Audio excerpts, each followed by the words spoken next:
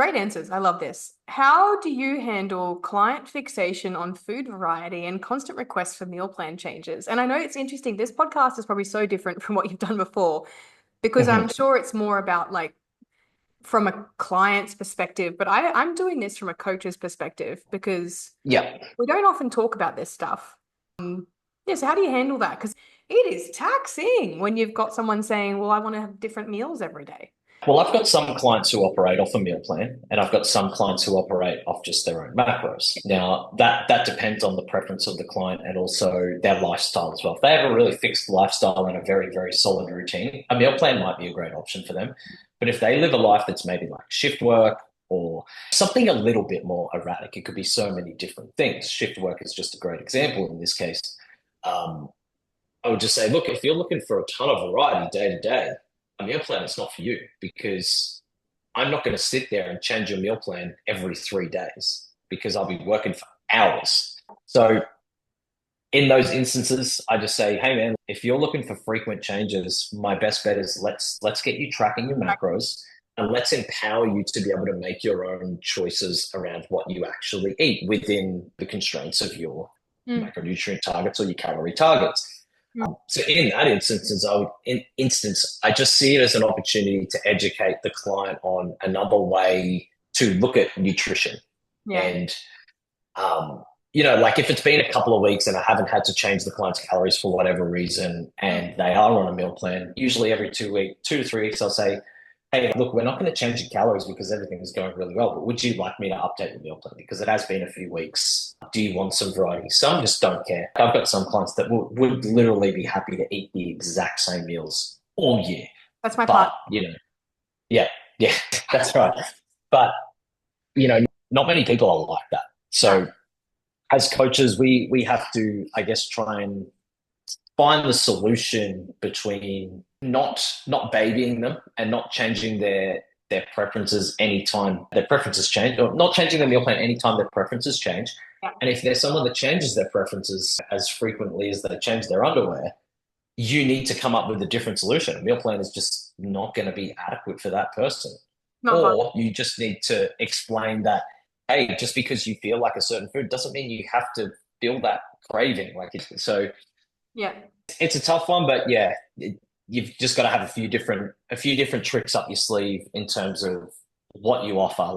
This is why certain coaches who only believe in meal plans will only ever have a certain amount of clients, and Mm. vice versa with flexible dieting. If you quote unquote believe in flexible dieting, which is like saying you don't believe in the alphabet, your ability to build a business is going to be limited. And saying if you think meal plans are the stupidest thing in the world, again, your business is going to be limited. So you need to be able to, as a coach, if you don't want to offer, different methods, that's fine. I don't care. It's not, it's your business, but you also can't sit there and get shitty if you've got a client that says, well, I want a new meal plan every week. It's like, okay, well, there's quite a simple solution for you to give this client.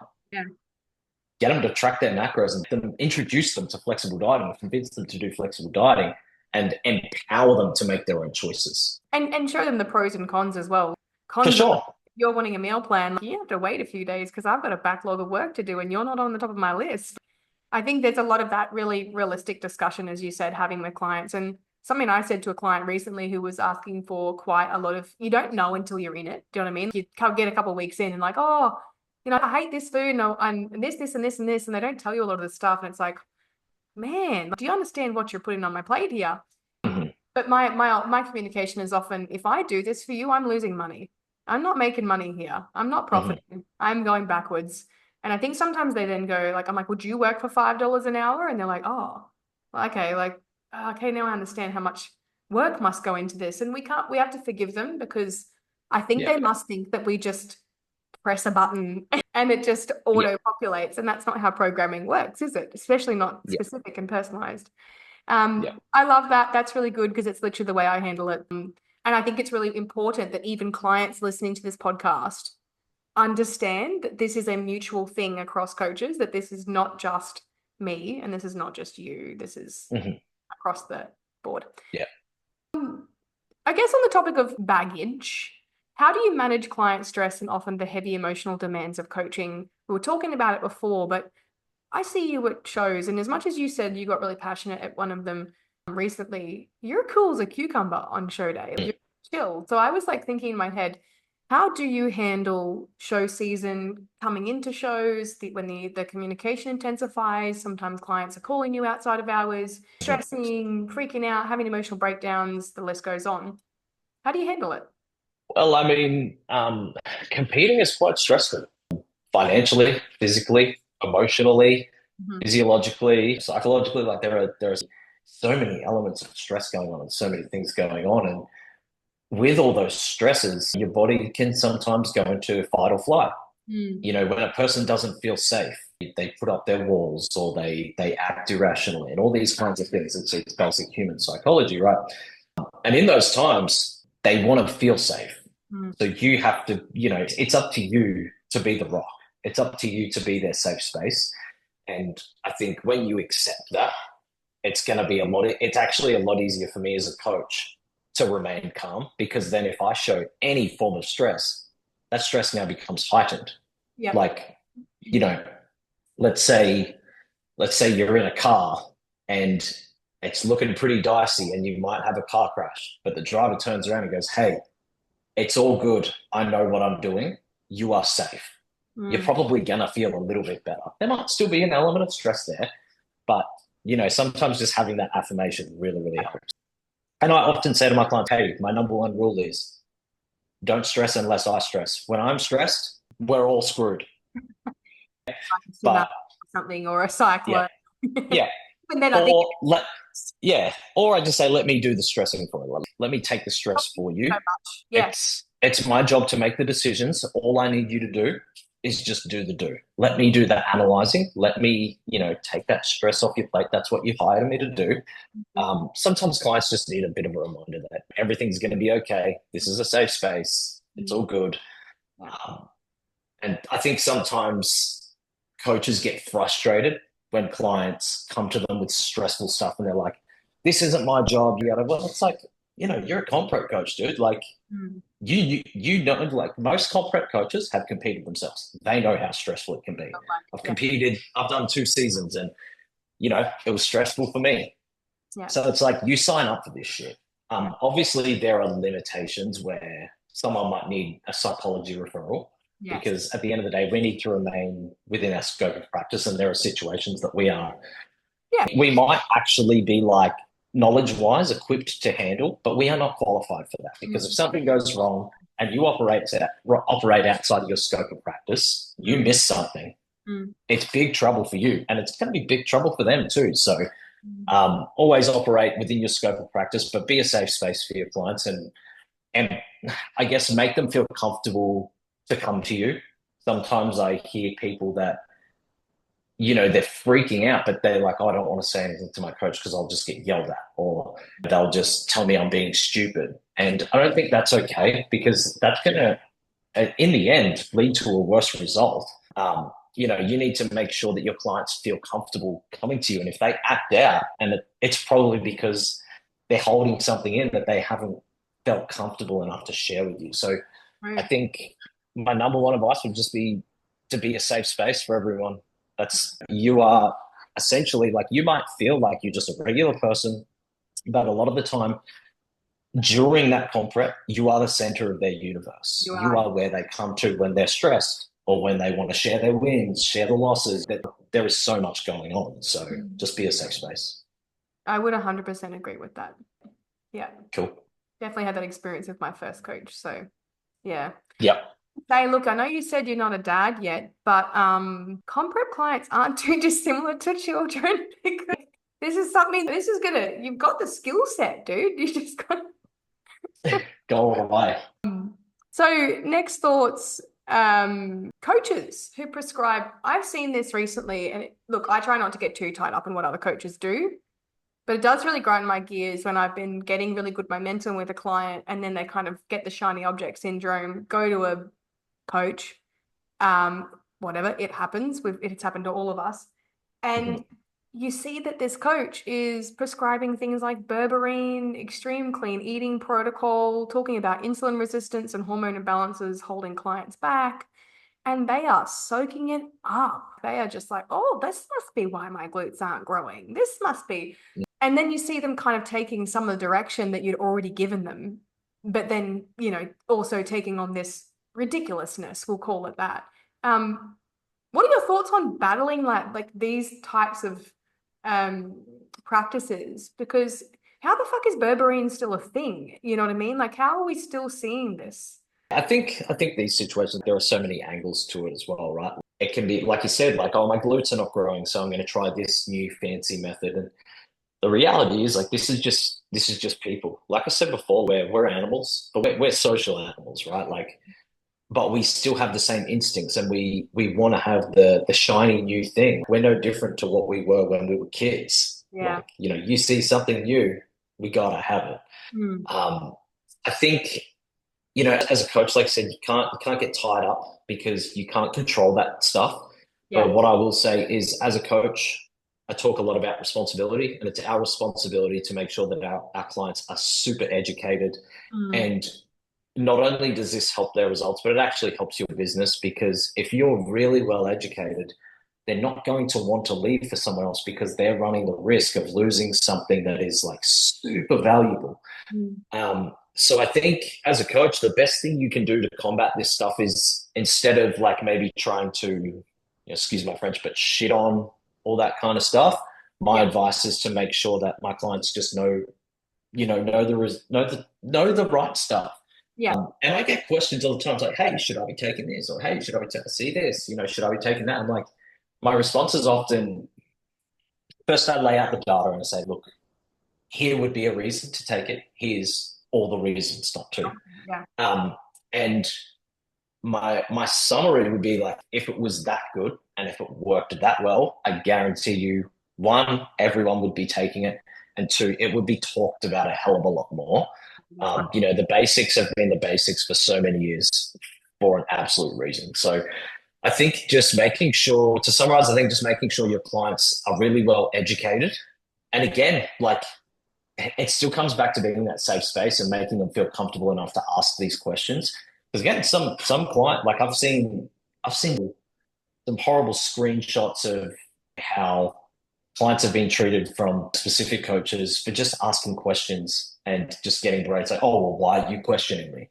Don't Mm. you trust me? Like, that kind of thing. It's like, you know, when they don't feel comfortable to come to you, it's over. Yeah. It is over. Yeah. So again, being a safe space and just really pushing education and making sure they feel comfortable to ask questions so they can get that required knowledge. Yeah. Love that. Couple other questions, because I know I said I was only going to keep you an hour, but it looks like Too much good content. good. No, it's golden stuff. We got 2 episodes out of this, so yeah, I don't have to do a podcast Awesome. in 2 weeks. There you go. How do you handle clients who say they want to compete sooner than they're ready to, that don't have enough muscle for their divisions or chosen divisions, but also don't want to go through a growth phase? Again, I think education is key here. You just need to make them aware of the trade-offs. Say, hey, could I get you lean enough for this show? Yeah, I think so. Will And you I have think you'd look like X, but you'd need to look like Y to win. Yeah. If you are fixated on, being your absolute best, this is not the season for you. So I don't think you should necessarily try and talk them out of it, because that immediately no longer makes them feel empowered, and it now makes them feel like they shouldn't make any decisions by themselves. I think the best thing to do is say, like, could you do this show? Yeah, you probably could. Here's what would happen likely if you did. Mm. Or here's the potential path for this next season. Yeah. Here's how it would look. And educate them on what an off season or a good off season would look like, and explaining to them that, hey, you don't actually need to get out of shape, and you shouldn't get out of shape. A growth phase doesn't necessarily correlate to having a much higher body fat percentage. And explaining that there is much more to life than how you look 6 to 9 months of the year. You know what I mean? So I think just empowering them to make that decision themselves after you've educated them on what both parts might look like. Yeah, perfect. That's the same approach I take. It's I do think some people are probably a little bit just impatient and Oh, have for sure. And, a good sense. this is the generation we live in. People want something and they want it yesterday because we right now, we live in an era where everything is at our fingertips. Oh, Mm, we want to buy a book? Cool. Jump on Amazon. You've got it here the next day. You want to buy a new car? Shit, you can buy a Tesla online and they just bring it to you. It's insane. So, you want answers to a test. Oh, you jump on Google, you type in Google, and it's got an AI summary ready to go. You want to write an article for whatever reason. You want to write content. Cool, you jump on ChatGPT. For the record, I don't. I mm, actually am not a fan of AI stuff. But we have everything at our fingertips, and that carries over into so many other aspects of life. And I'm not going to get down that road because it actually gets pretty deep and dark. But, we want everything straight away. And I was lucky enough to grow up in an era where we didn't really have mobile phones. Like I didn't get my first phone until I was like 15, 16. mm. Um, you know, everything you ever wanted as well, you had to really work for it. You had to earn it. And life now is just a little bit different. I'm not saying that people don't work for things because that's not true, Mm. but things are definitely a lot more accessible. And that has led to people wanting to do things sooner than maybe what they should. Yeah. Yeah, agreed. I talk about instantaneous gratification all the time and Yeah. how it's impacted us negatively.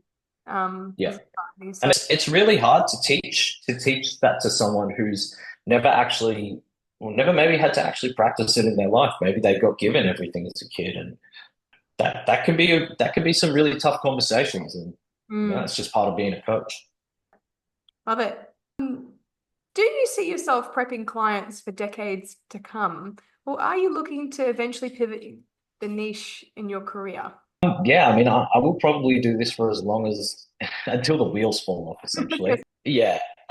Maybe the volume that I do will probably go down in years to come. Mhm. I don't expect to be looking after this many people for this long, but um, you know, I really like what I do.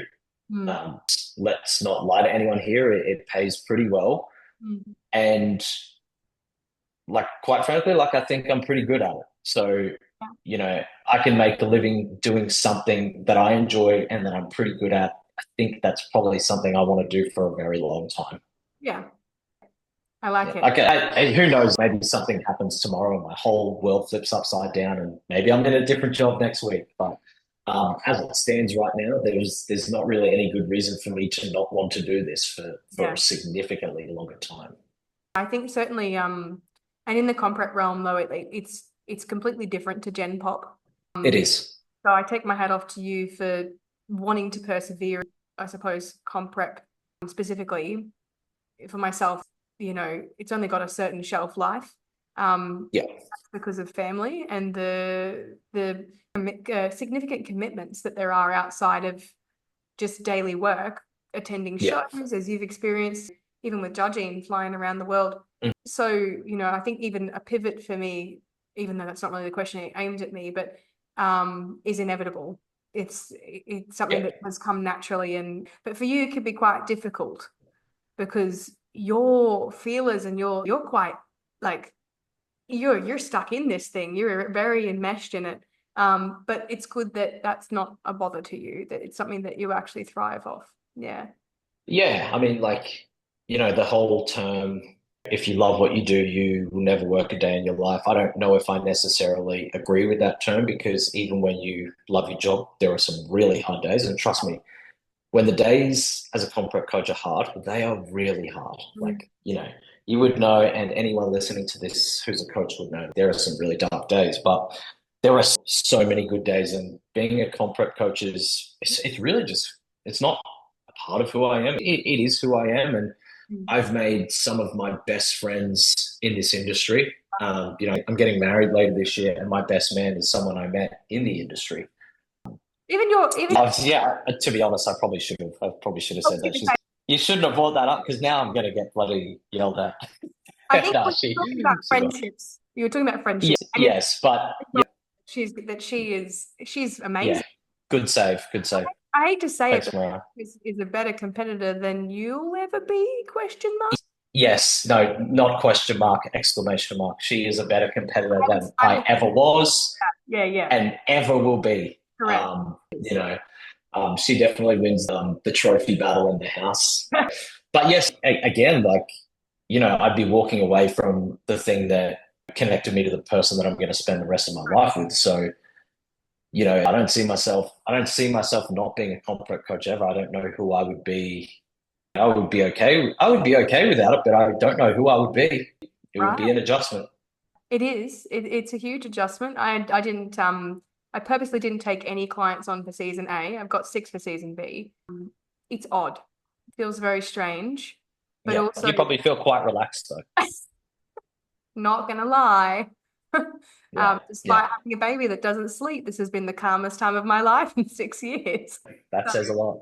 but it's addictive, as you said, it's addictive, and as you said, you're surrounded by at your wedding, you're gonna have like most of your bridal party, etc., is gonna be comp prep related to that realm. So Yeah.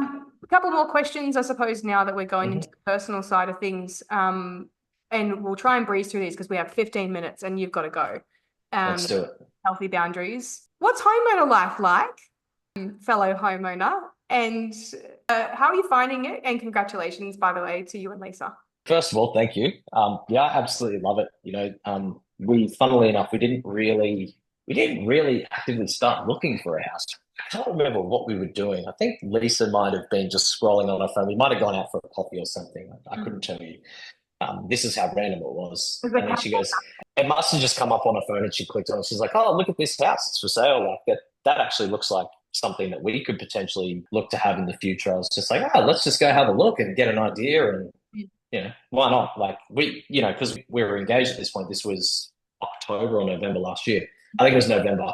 Mhm. And I was in and out of the country at that point with corporate clients and judging commitments as well. So I was only home maybe once every 3 weeks at that point. So when I was home, we tried to spend quality time. And one day we decided to go and look at a house. And then I think I vaguely remember going to the car wash because my car needed to clean. So I was like, oh, we'll get a coffee, we'll go wash the car, and then we'll go home and do whatever.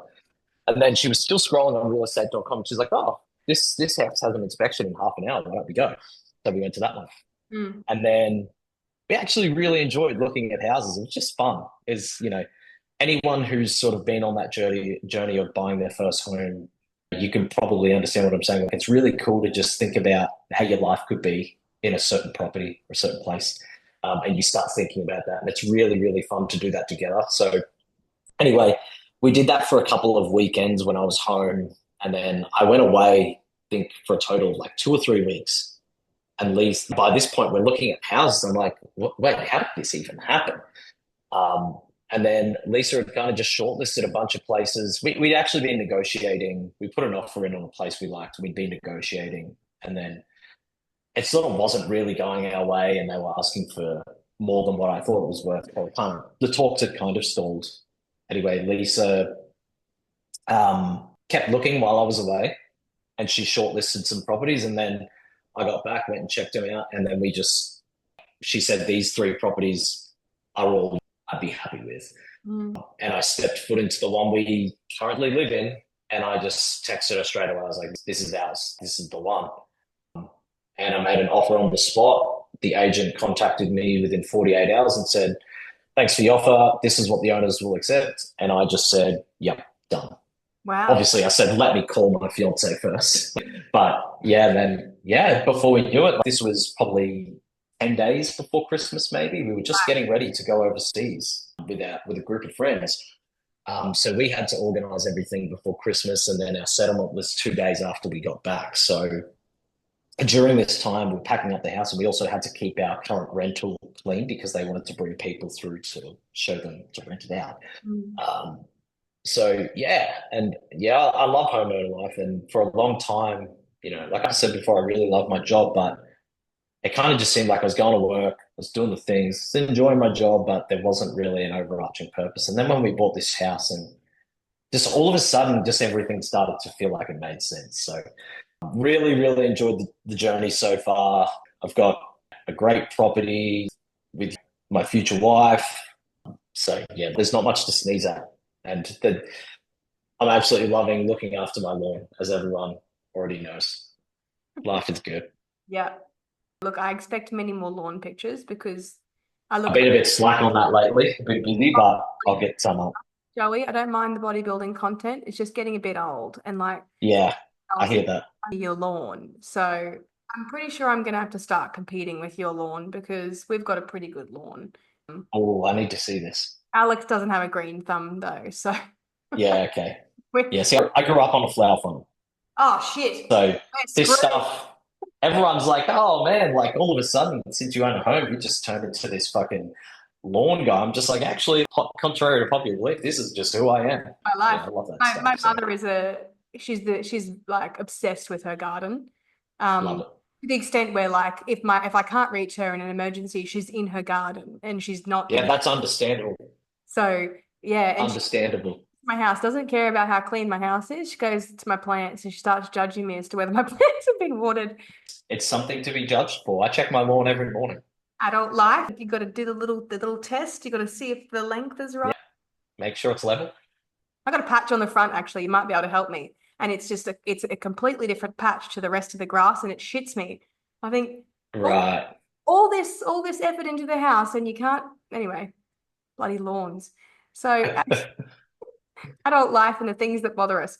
Um, That's it. how was your recent holiday? I know I don't want to talk too much about this because screw you being able to go on a goddamn beautiful holiday by yourself without a child.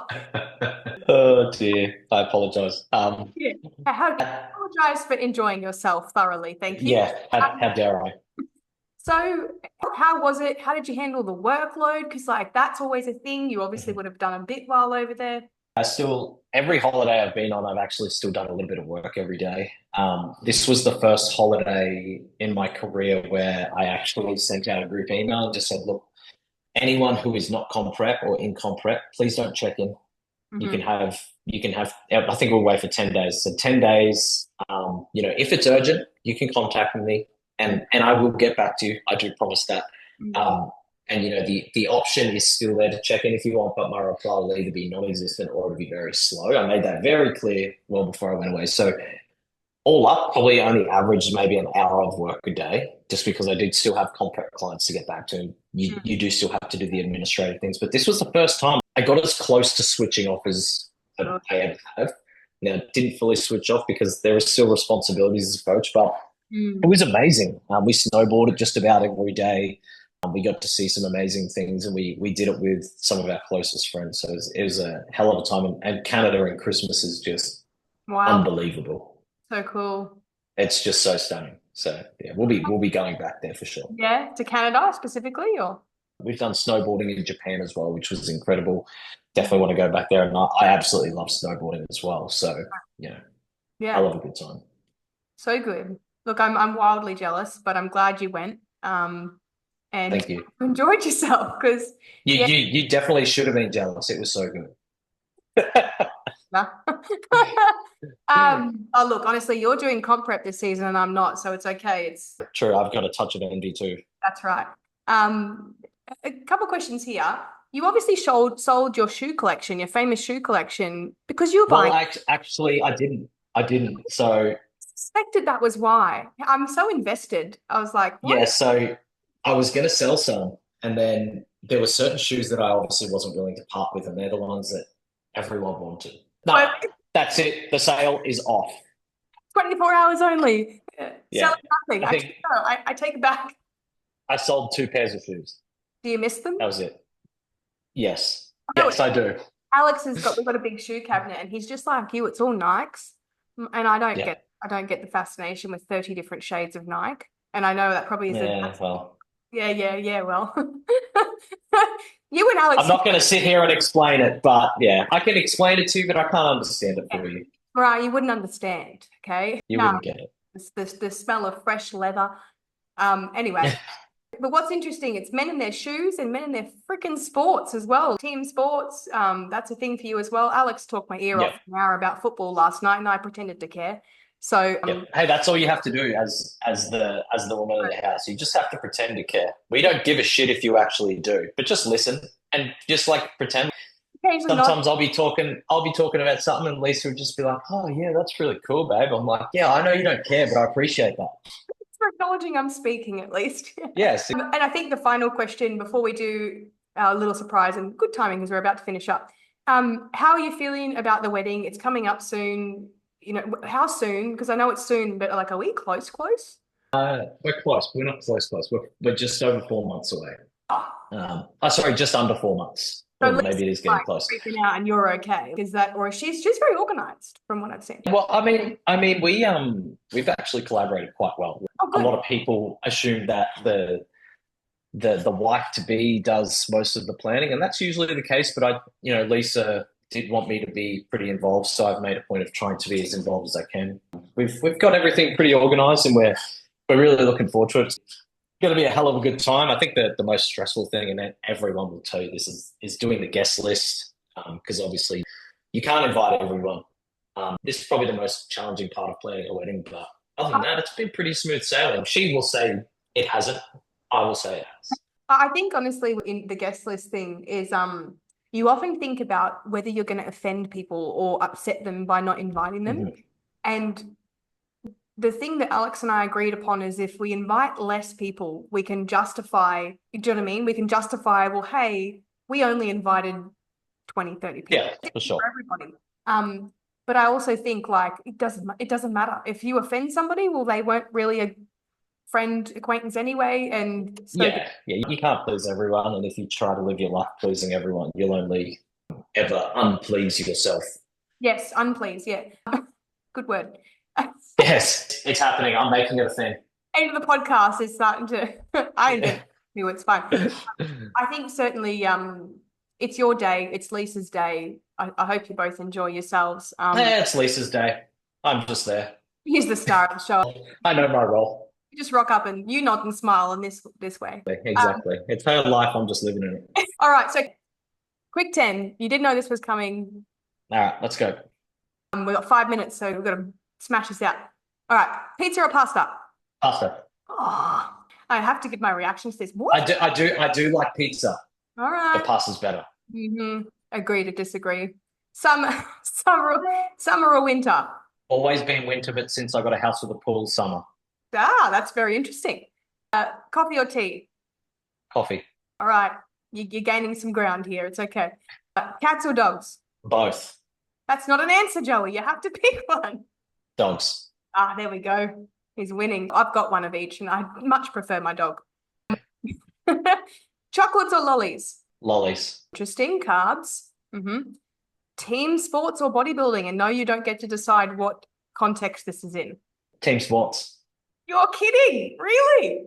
Obviously for watching, right? Or participating? Yeah, for watching, yeah. Well, watching and participating because I wasn't good at bodybuilding, but I was good at team sports. If you had your time again, maybe team sports. Right. Interesting. Beach or pool? Pool. We knew the answer to this one. Walked into that, didn't I? Scrabble or Monopoly? Scrabble. I will challenge you to a game of Scrabble one day. You think? Yes, and the first word I use will be unpleased. I have to look it up in the dictionary now. I don't actually know whether it's a word. Neither do I, but if it is, I created it. It's on the board. Books or podcasts? Podcasts. Okay. I actually prefer the act of reading a book, but podcasts are a lot more accessible and convenient. And definitely more easily absorbed, I'd say as well. Yeah. Yes. I'd agree with that. One food for the rest of your life. Lasagna. Oh, that's a good one. It's pasta. Oh, okay. Yeah, no, I see where you're coming. Yeah. I should say mum's lasagna. Mum's lasagna. That's a big claim. Mum used to cook a mean lasagna. Every day for the rest of your life, mum's lasagna. Were you meant to say Lisa's lasagna, maybe? No, Lisa's not a good cook, and she will tell you that. Fair. And also, I should say, she actually, when she decides to cook, which is rare, she cooks her own meals, obviously, but when she actually cooks a proper meal that's not a bodybuilding meal, she can cook. She just hates it. Want to. That's me. Me and Lisa, I'm in the same boat. I can cook, I just don't want to. Yes, it's in the house. Before we go, the word is displeased. Displeased. Okay. Yeah, that makes sense. I was thinking to myself, what is he trying to think of here? And it's displeased. But thank you so much for coming on the podcast, Joey. Anytime, it's been a blast. At some point. Really do appreciate it. And if you guys are looking for the episodes, this is part 2. If you're listening to it, there is part 1. Go back and listen to that. But thank you so much. Do appreciate it. You better go. You got 2 minutes to do whatever the hell you're doing today. I And do. we'll talk soon. Thanks, Joey. Thanks, Mariah. See you later. Bye.